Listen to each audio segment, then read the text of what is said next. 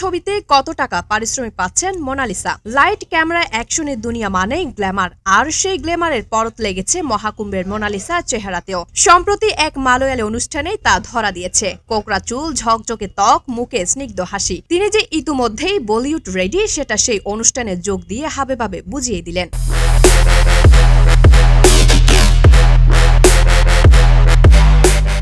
ভারতে অনুষ্ঠিত মহাকুম্ভে যাওয়ার পর ভাগ্য পরিবর্তন ঘটে মোনালিসা নামের এক পাথরের মালা বিক্রেতা ভোসলে তরুণীর।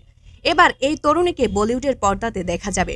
সম্প্রতি এক গয়না প্রস্তুতকারক সংস্থার বিজ্ঞাপনে দূত হিসেবেও চুক্তিপত্র সই করেছেন। এইবার জানা গেল তার প্রথম বলিউড ছবির পারিশ্রমিক। ভারতীয় গণমাধ্যমের এক প্রতিবেদনে বলা হয়, দ্য ডায়েরি অব মণিপুর সিনেমায় দেখা যাবে মোনালিসাকে। এই সিনেমার জন্য 21 লাখ টাকা পারিশ্রমিক পাচ্ছেন তিনি। ইতিমধ্যেই